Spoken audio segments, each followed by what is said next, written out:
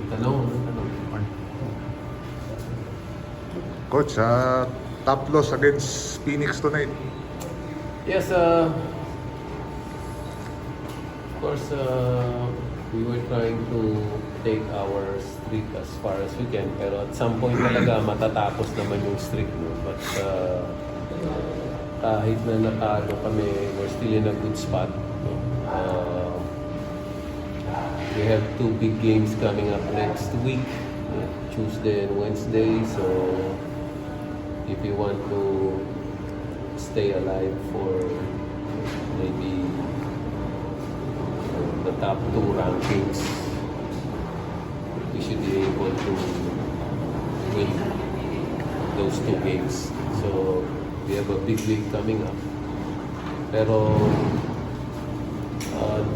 the run was good when it lasted.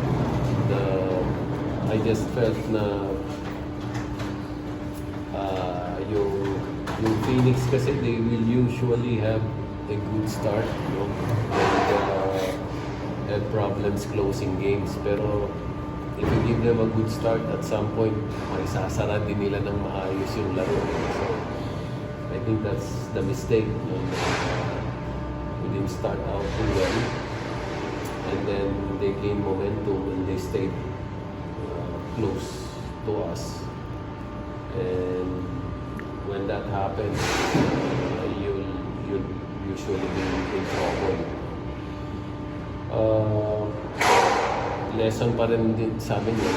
We will take this game and break it down and learn all the lessons that we can learn from it. So maybe it can be a little better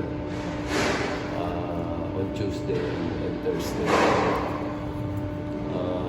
Sa amin, yun ang mga crucial games talaga dahil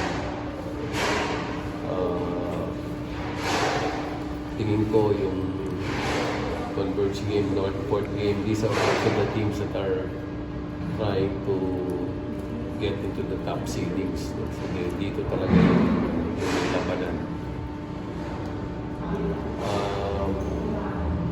I'm a little disappointed with our decision making dun sa end game namin. I felt na yung mismatch there were 2 mismatches that were created. Yung mismatch kay Andre at dun sa import. And the other mismatch that was created was our import against a local. Instead of attacking our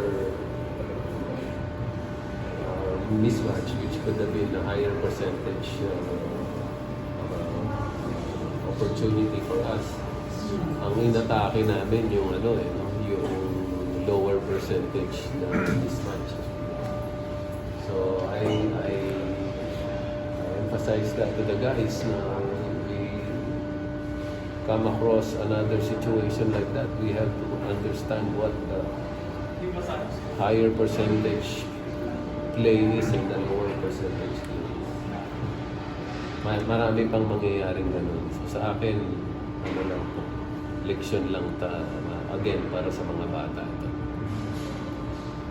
Coach, dami kayong injuries ngayon na scale lang si Felix. Yun nga, kailan when yung aksidente nahulog siya nung last game namin. No? So we just don't want to aggravate it, but he's going to be able to play sa Tuesday. So we're just managing it, don't managing it. Si Felix naman, meron siyang inflammation sa Achilles niya. Again, we're trying to give him as much rest as we can so that he can also be fresh pagdating ng Tuesday and Thursday. Hindi naman siya serious. Hindi naman serious yun sa dalawa.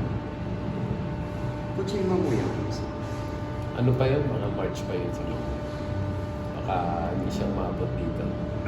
Pero wala na yung cast niya sa practice. Wala na, nagka-therapy na lang. Thank you. Thank you, Coach. Coach, happy na yun.